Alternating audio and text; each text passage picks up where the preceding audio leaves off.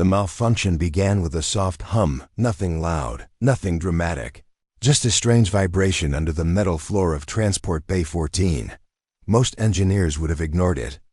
But one human did not. He stood alone beside the teleporter pad, holding a small toolkit and wiping grease from his hands.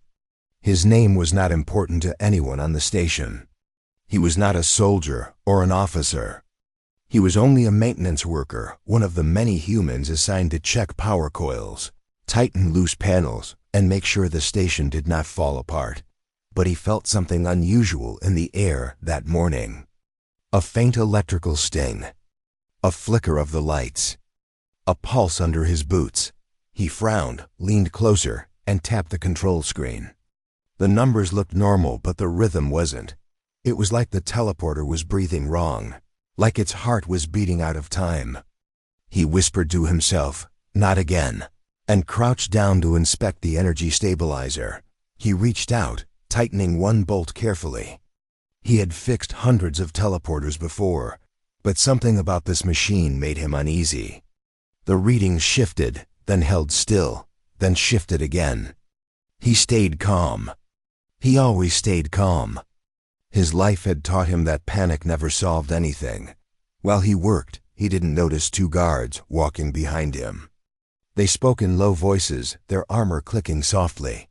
"The Queen will arrive soon," one said. "She hates delays," the other replied. "Especially when she's returning to her private chamber." The human did not look up. He didn't think their conversation had anything to do with him. He was wrong. The teleporter suddenly glowed bright, too bright. He shielded his eyes, stepping back as the floor vibrated harder. The hum grew into a deep buzzing sound, like a swarm of angry insects trapped in a jar. He quickly reached for the emergency shutdown button. But the screen flashed red. "System override Royal PRI have froze." "Royal?" He whispered. "Why would?" Before he could finish, the pad activated. A column of violent blue light shot upward, wrapping around him. His chest tightened. His skin tingled. The air tasted metallic. He wasn't supposed to be standing on the pad. He wasn't supposed to teleport anywhere. He tried to move, but the light held him like invisible chains. His fingers went numb. His mind shook. Then, in the final second before his body dissolved into energy, one thought crashed into his mind. "This is not where I'm meant to go." The world shattered into pixels. His body stretched into threads of light, and then snapped back into shape as gravity caught him again. He stumbled forward, landing on his hands and knees on a soft surface. The light faded, and warm air brushed across his face. He blinked out. He wasn't in a transport bay anymore. He wasn't even in a public area of the palace. He was inside a room he had only heard about in rumors, whispers among workers. Quiet warnings from technicians. Stories about a place no ordinary human was ever allowed to enter. He found himself in the private chamber of the alien queen. The room glowed with soft gold light, shaped by tall crystal lamps standing near curved walls. The air was warm and smelled like sweet nectar. A flowing curtain of deep violet hung across the center of the room, gently moving in the breeze from a ceiling vent. He slowly lifted his head, and that was the moment he realized he was not alone. On the opposite side of the curtain, someone moved. The curtain slid aside, and he saw her, the Queen of the Kareth Dominion. Tall, elegant, with scales that shimmered in shades of silver and deep blue. She had 4 eyes too narrow, too wide, each widening in shock as she stared at the human kneeling on her floor. Thought she was not wearing her royal armor. She was not prepared for any official meeting. She was standing in the middle of changing her clothing, holding a ceremonial wrap loosely in her hands, her shoulders uncovered. Her hair gathered into a half-tied braid. For a heartbeat, both of them froze. Her eyes narrowed with disbelief. His widened with dread. Her voice came first, low and sharp. "Human, why are you in my chamber?" He opened his mouth, but no words came out. His heartbeat pounded so loudly it drowned his thoughts. He raised his hands slowly, palms open, trying to show he meant no harm. "Your Majesty, I didn't mean to be here." The teleporter. She took one step forward, the crystal floor ringing softly beneath her feet. Her presence filled the room like a storm gathering strength. "No human has clearance for this room," she said. "Not even my highest generals step inside uninvited. Teleporters do not send humans here by accident." He swallowed hard. "It malfunctioned. I was repairing it. I didn't know it was connected to your location." She studied him with a deep, intense gaze. Her 4 eyes scanned his face, his hands, his tools, his uniform, searching for lies. The Kareth were known for sensing dishonesty, skill refined over centuries of ruling. A vast star empire, but she sensed no lie in him, only a fear he was trying to control. She wrapped the cloth around her shoulders but did not break eye contact. "You should not be alive," she whispered. "Any intruder in my private chamber would be executed immediately. My guards will arrive soon. They will not ask questions." His heart dropped. "I understand," he said quietly. "But please believe me, I didn't choose to be here. I only want to fix the machine.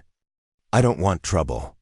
Her expression softened not much, but enough to show she was thinking, not merely reacting. "You risk speaking calmly in a place where your life hangs by a thread," she said. "Most of your kind would already be trembling." "I am trembling," he replied softly, "just trying not to show it." Something unexpected flickered across her face, something like curiosity, perhaps even respect. Before she could speak again, the doors outside hissed open. Heavy armored steps echoed in the hallway. Her head snapped toward the sound.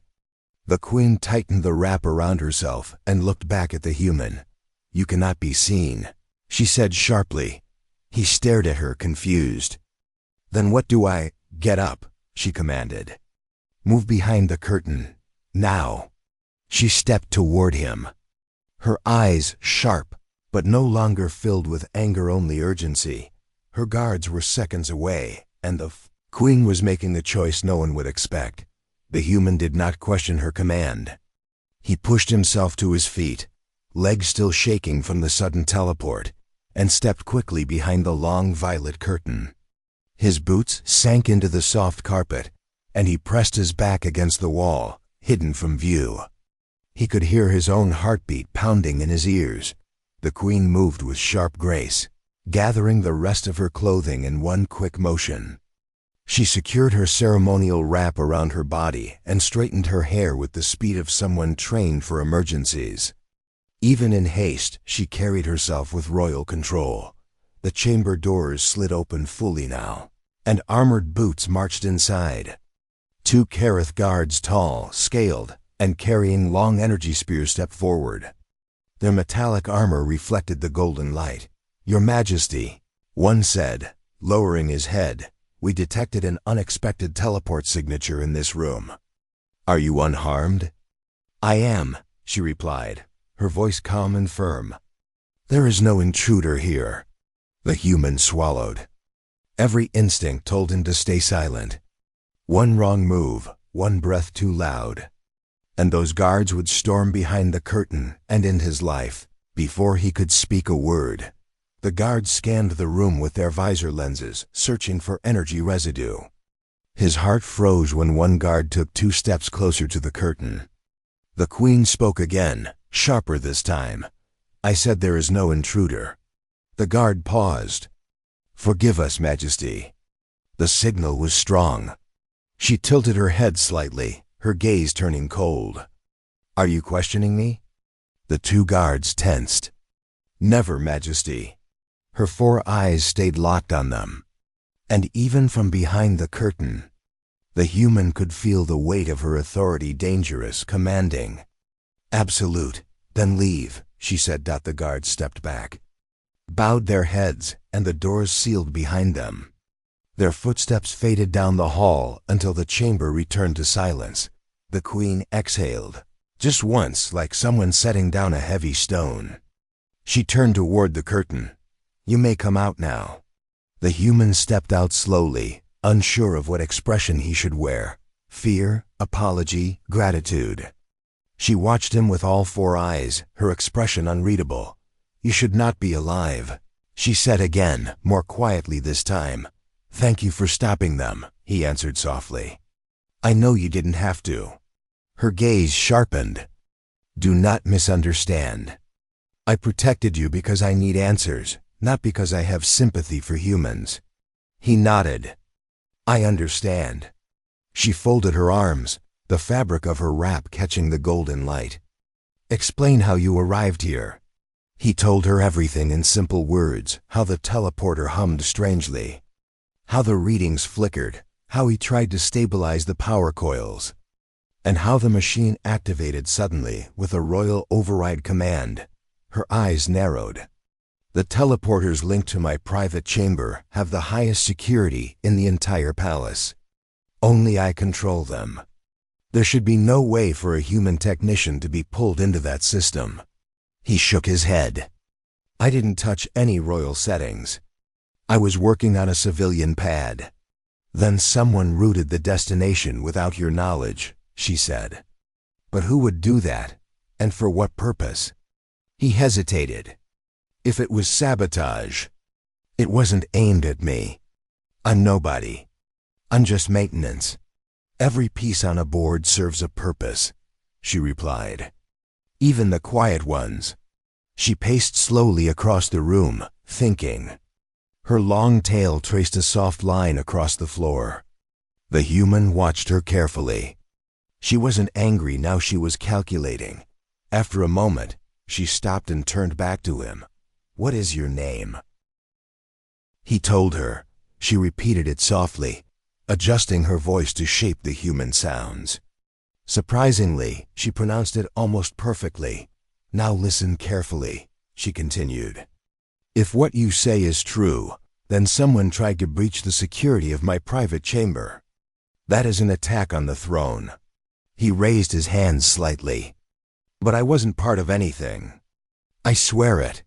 I know, she said, surprising him again. If you had planned this, you would not be standing here shaking. He glanced down. Maybe he had been trembling more than he realized. She stepped a little closer slowly, intentionally, until she stood just a few feet away. Her presence felt heavy but not hostile now. She studied his face again, this time not as a threat but as a puzzle. Your kind fears my people, she said softly. Your soldiers avoid my guards. Your leaders avoid my throne room, yet you do not look away. I fix machines, he said quietly. Not politics. Her lips curved, not a smile, but something close. A hint of recognition. Machines do not lie, she said. People do. Their eyes held for a moment, and the strange tension between them softened, shifting into something neither of them had expected. Then she stepped back and lifted her chin. For now you will remain here. His breath caught. Here, in your private chamber? Your guards will. My guards will obey me, she interrupted. You are safer inside these walls than outside them. If someone targeted this teleport to send you here, they may try again. He blinked. You think I was sent here on purpose? I think someone wanted something to happen, she said. But instead of what they intended, they delivered you. He felt a chill. So what do you want me to do? You will explain the malfunction in detail, she said. You will help me find who caused it. And until then, she glanced at the curtain, you will stay out of sight. A small flash of humor crossed her gaze. Preferably not on the center of my floor next time. He scratched the back of his neck, embarrassed.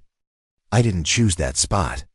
Her voice softened again, but only a little. I know.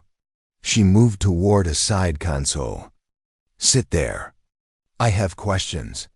He walked to the seating area she indicated and sat carefully, unsure of how to behave in the Queen's private chamber. She watched him with quiet focus, like studying a creature she didn't expect to find interesting. When she finally spoke again, her voice was steady. "You were never meant to stand in my room," she said. "But now that you are here, we must discover why." The golden light flickered around them, warm and calm. But both of them felt the same thing. Something bigger had started. Something neither of them understood yet. But neither of them looked away. The human sat quietly on the edge of the curved seat, trying to keep his hands still. His mind replayed everything that had happened. The bright teleport light, the panic, the guards, and the Queen choosing to hide him instead of exposing him. None of it made sense. He had been invisible his whole life. Now he was sitting in the private chamber of the most powerful ruler in the Kareth Dominion. The Queen stood at a control console made of glass-like crystal. When she touched it, symbols glowed under her fingertips. 4 of her eyes watched the data. One eye kept drifting back toward the human, checking his reactions. "You said the teleporter was humming irregularly before it activated," she said. "Yes," he replied. "It felt off, almost like someone was pulling power from somewhere else." She nodded slowly. "A teleport to my chamber requires a unique energy signature. You could not produce it, not even by mistake. Someone with access to royal systems had to redirect the destination. Why would they send someone like me?" He asked. "That is what I must understand." She tapped the console again, and a diagram of the palace. Network appeared, lines and nodes glowing in patterns of blue and gold. A single red thread pulsed faintly on one edge of the map dot. She frowned. "There. What is it?" he asked. "A hidden connection. A ghost signal. Someone modified the teleport routing for less than 1 second. Just long enough to pull you in." He leaned forward. "Can you trace it?" "I can try." Her voice lowered. "But it is old. Weeks old. Someone planted this change far before today." He stared at her, surprised. "Weeks? But then, they were waiting," she finished. "Waiting for the right moment. Waiting for the right person to step on that pad. Perhaps they expected someone important. A general. An ambassador." She paused, studying his face. "But instead, they got you." He let out a breath. "So I ruined someone's plan." Her eyes softened. "You disrupted it, yes. But do not underestimate yourself. A mistaken choice does not mean a mistaken impact." He fell silent. In his entire life, no one had ever spoken about him like that. The Queen turned off the console and walked toward him. Her steps were smooth, almost silent. She stopped a short distance away and studied him again, as if trying to decide what kind of person he was. "You said you felt the machine changing before it activated," she said. "That is unusual for a human." "I've been fixing teleporters for a long time," he explained. "Sometimes machines tell you things. Not with words, just small signs, little shifts. You feel it in your hands before you see it on a screen." Her brows lifted slightly. "Most Kareth engineers cannot sense such things. It seems humans have more intuition than we assumed." He shrugged, embarrassed. "I just listened to them." She stared at him for several quiet seconds. "You are a very strange human." He wasn't sure if that was a compliment or not, but her tone was softer than before, almost amused. The tension in the room eased a little. A soft chime suddenly echoed from the chamber door. The Queen's posture straightened immediately. All warmth vanished from her voice. "Stay silent." He froze. Her general entered, a tall Kareth with dark green scales and shoulders, broad enough to block half the doorway. His armor was heavier than the others, marked with silver insignia. He bowed deeply. "Your Majesty," he said, "we have searched the palace. There is still no sign of an intruder, but the teleport energy reading was confirmed." She nodded slowly. "I know. We must check the chamber again," he insisted. "For your safety." The human felt his throat tighten. The Queen lifted her chin. "That will not be necessary," she said. The general hesitated. "Majesty, with respect," her voice sharpened. "Are you questioning me as well?" He stepped back immediately. "No, Majesty. I only wish to protect you." "You will protect me best by obeying," she said. "I require no further inspection." The general bowed again, but his tail flicked in suspicion. "As you command." When the door closed behind him, the Queen let out a slow breath. The human had never seen anyone speak to a decorated general like that. Her authority held so much power it felt like gravity. She turned back to him. "He is not convinced. Did he sense anything?" The human whispered, "No." She paused. "But he suspects something is wrong.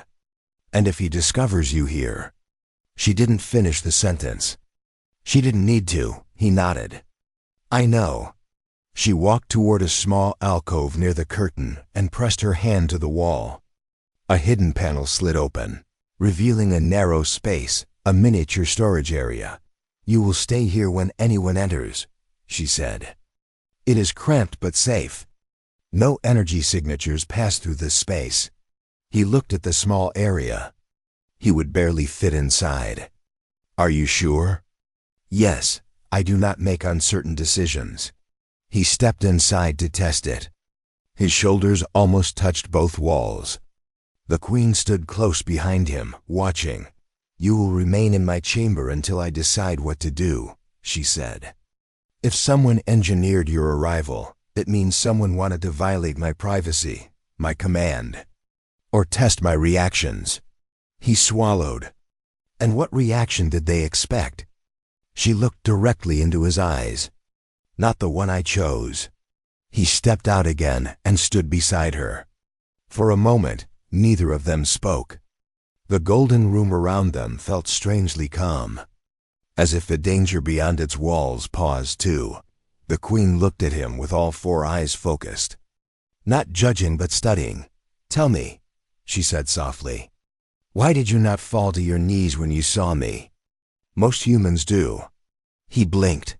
"I was too busy being scared." "That is honest," she said. "But there was something else. You looked shocked, yes, but not disgusted or offended. My people's appearance unsettles many humans. But you looked at me as if—" She paused, searching for the right words. "As if I was simply another person." He nodded. "Because you are." Her expression changed for a second. Something small, something she almost hid. But he saw it, a spark of warmth. Quiet, brief, but real. She stepped a little closer. "You do not show fear the way most humans do. That makes you difficult to understand." He managed a faint smile. "Most humans don't expect to meet an alien queen in her private room." Her tail curled lightly behind her. "And I do not expect humans to remain calm when they appear in mine." She turned away, though not coldly, and walked toward the console again. "Tomorrow," she said, "we will investigate the teleport systems together. Until then, you stay here. You will not be harmed under my protection." He looked at her, unsure how to express gratitude without sounding foolish. "Thank you for trusting me." She didn't look back, but her voice came softly. "I am not trusting you, human. Not yet. I am choosing to understand you." And somehow that meant even more. The next morning came quietly inside the Queen's private chamber. The human barely slept. Every time he closed his eyes, he remembered the bright blue teleport light, the guards searching the room, and the Queen standing between him and death without hesitation. He still didn't understand why she protected him, but he could feel something had changed between them, something unspoken, something fragile. He sat up from the small rest couch she had allowed him to use. It was softer than anything a maintenance worker usually touched. He rubbed his eyes and looked around. The chamber was silent except for the soft hum of the palace systems. He heard the Queen before he saw her. Her footsteps were slow but purposeful, And she appeared from her inner hall wearing her royal armor, not the ceremonial version, but a lighter battle-ready one. The silver-blue plates fit her body like a second skin. Glowing faintly at the edges, "You are awake," she said. "Yes, Majesty," he replied. Standing out of respect. "Do not call me that in private," she said calmly. "It draws attention to the wrong dynamic in this investigation. You will address me simply as Queen." He nodded. "Of course." She stared at him for a moment, as if checking his expression. Then she walked toward the door and gestured for him to follow. "We will begin with the teleport bay," she said. "If sabotage occurred, the evidence may still be there." A nervous chill went through him. "If the guards see me, they will not," she assured him. "You will walk beside me. Anyone who questions will assume I have summoned you." "That still sounds dangerous." "It is," she agreed. "But staying hidden forever is more dangerous." He followed her out of the chamber. The hallway outside glowed with blue stone walls and high archways. Guards stationed along the corridor stiffened at the sight of her, lowering their heads in respect. None dared to question why a human walked beside the queen. Every step he took felt strange. Hours ago, he was an invisible technician. Now aliens moved aside for him simply because he walked in the Queen's shadow. As they entered the transport sector, the Queen lifted her wrist and the security field around her shimmered. A digital scan passed over both of them, analyzing their energy signatures. The guards glanced at the human but said nothing. They trusted the Queen too much to interfere. They reached the damaged teleporter. The human stepped closer slowly, examining the metal surface with the same careful hands he used every day. Nothing looked obviously wrong. But he knew better than to trust appearances. He knelt beside the power coil panel and opened it. Inside, the glowing threads of energy pulsed normally. He frowned. "It shouldn't look this perfect," he murmured. The Queen leaned closer. "Explain. If a teleporter malfunctions this badly, there should be signs, burn marks, cracked conduits, dirty power flow, something. But this looks cleaned. Cleaned by whom?" He touched a cable gently. "Not by any technician. They don't have access to royal ports. And this one was wiped recently." The Queen's eyes narrowed. "Someone erased their tracks." He nodded. "Yes, they restored the system like nothing happened." The Queen stood up, her tail curling in frustration. "This confirms intent. Someone weaponized a teleport channel."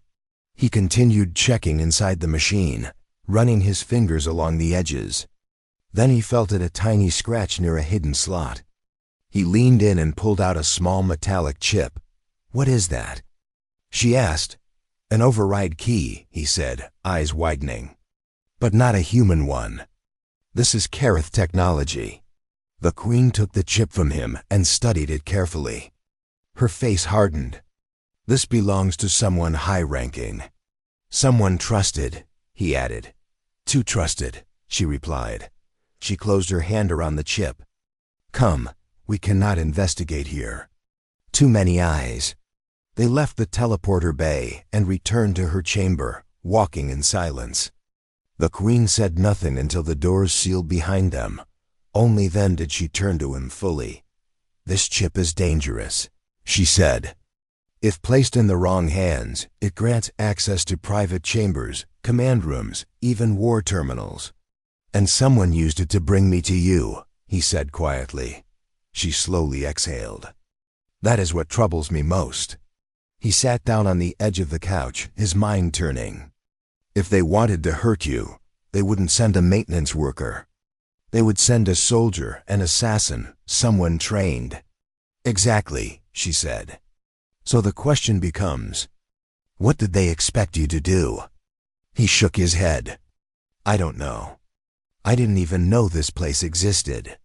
She walked closer, stopping just in front of him. "And yet you were sent directly into my most private space. At a moment when I was unprepared." His cheeks warmed. "I'm still sorry about that." I didn't want to see something I wasn't supposed to. The Queen studied him with a long, thoughtful gaze. You looked away immediately. Most humans would not have shown such restraint. I wasn't thinking, he admitted. I just felt like I shouldn't embarrass you. Her 4 eyes softened. You have a strange kind of respect, human. He smiled a little. I guess respect is easier than fear. She tilted her head slightly. Many humans think my people are monsters.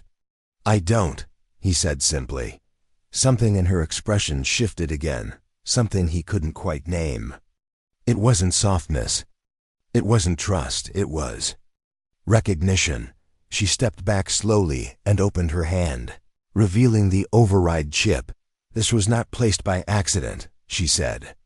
Someone wants to create suspicion. Someone wants me to believe I am being watched. He nodded. And they used me because I'm harmless. If they sent a soldier, you would know it was a threat.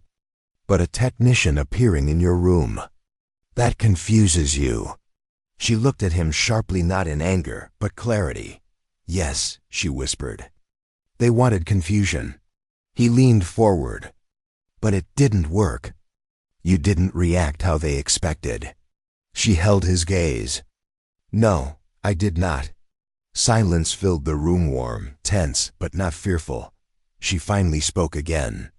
Tomorrow we will uncover who placed this chip.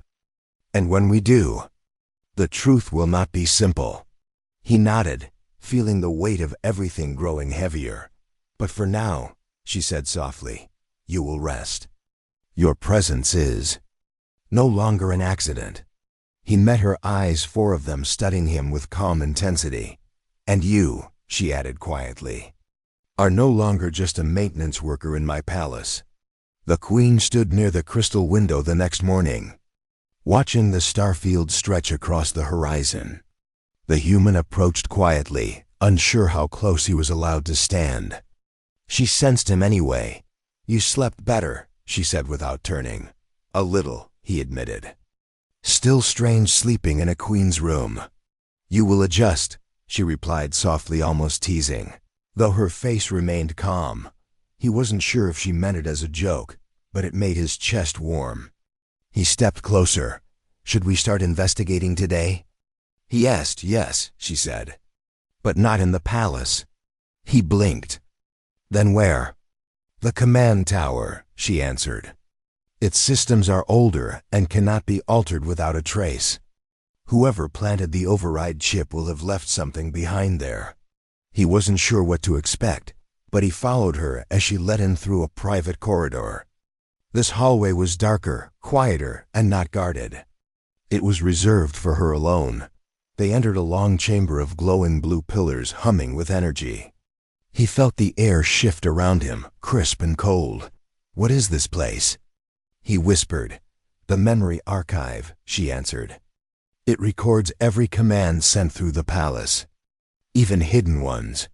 A panel rose from the floor as she approached. Symbols lit up beneath her fingertips, forming a maze of lines and numbers across a tall display. Then something flashed red. A command. A foreign one. There, she said quietly. The override signal. He leaned forward. Can you pull the source? I can try. She placed both hands on the console. Her 4 eyes narrowed, concentrating. Streams of data moved across the display, revealing a trail broken at first, then clearer. A signature appeared. A person. The human stepped back, shocked. Who is that? The Queen's voice changed, colder than he had ever heard it. It is General Vakar. He froze. Your general? The same one who entered the chamber yesterday? Yes, her jaw tightened. He has been at my side for years. He has fought in wars for me. I trusted him. The human swallowed. Why would he try to do something like this? She stared at the glowing red signature. He must believe I am weakening, losing control. His kind see privacy as weakness. Perhaps he thinks exposing me would give him power. He shook his head. But he didn't expose you. He tried to make you react, to panic, to lash out. He wanted you unstable. She nodded slowly. Yes, that is the real betrayal. Then what do we do now? He asked. The Queen lifted her hand and pressed a sealed command on the console. The display dimmed. We confront him. The human stomach tightened. Confront? You mean today? Yes. She turned toward the exit. But you will not leave my side. He hesitated. Your Majesty. I mean, Queen. I'm just a technician. What if he attacks? I can't fight him. You do not need to fight, she said. You only need to show the truth. He didn't understand her words, but he followed. They found General Vicker in the war hall, giving orders to several captains. When he saw the Queen, he straightened immediately. Majesty, he said with perfect respect, though his tail flicked in annoyance when he noticed the human beside her. Why is the human still here? The Queen stepped closer. I have questions for you, General. He bowed his head. Anything you require. She looked him directly in the eyes. Did you enter the teleport network without authorization? He blinked once. No, Majesty. Did you modify the routing to my private chamber? No, he said again, too quickly. The Queen glanced at the human. He could feel her silent signal dash now dot, so he stepped forward. I found an override chip in the teleporter, he said plainly. It belongs to you, General Vicker stiffened. You accuse me? He growled. You are a human, a maintenance worker. You know nothing of our technology. The Queen's voice cut the air like a blade. He knows enough to expose you. Vicker's eyes widened with fury. Majesty, this is ridiculous. He is manipulating you. The Queen stepped closer, her presence heavy and sharp. Do not insult me, General. He hesitated. And that hesitation revealed everything. You wanted to see how I would react, she said quietly. You wanted me afraid. You wanted to test my control. Vicker clenched his fists. You have grown too soft. Hiding humans in your chamber? Protecting them from your guards? You forget who you rule. The hall went silent. The Queen's voice lowered dangerously. I forget nothing. But you forget your place. He spat. You should have let the guards kill him. The Queen straightened, her silhouette tall and commanding. You used my trust to break into my private space. You violated my security. And you risked my life. Suddenly, she looked at the human. Tell me, she said to him quietly. What do you think someone like this deserves? He froze. I don't want anyone hurt. Vicker laughed harshly. See? Weak. But the Queen smiled cold and sharp. That, she said, was the answer I needed. Then she spoke loudly. General Vicker, by your own words, you are unfit to protect this palace. You are stripped of command. Vicker's tail lashed in rage. You choose a human over your own general? I choose truth, she replied. And this human showed more loyalty in 1 hour than you did in years. Guards surrounded Vicker. He struggled, but the Queen lifted a hand. Take him away. He will stand trial for treason. As they dragged him out, he glared at the human. This is your fault, human. You destroyed everything. The human lowered his eyes. No, you did. The doors sealed behind the fallen general. The Queen turned toward him. For the first time since they met, she looked. Relieved, lighter. You helped me see the truth, she said softly. You saw what I could not. He shook his head. I didn't do anything special. You did more than you know, she replied. You changed the course of my throne. He smiled shyly. So, what happens to me now? She stepped closer, and her voice softened in a way he had never heard before. You were brought into my chamber by accident. But you remain here by choice. He felt his breath catch. Your choice or mine? Both, she said gently. Her eyes, 4 of them, met his. You are no longer just a human technician, she whispered. You are someone I trust. And for the first time, he believed it. The Queen turned toward her chamber doors. Come, she said, her voice warm. There is much more I want to understand. About you. And as he followed her, he realized something. The malfunction that should have killed him had changed both their lives instead. Forever.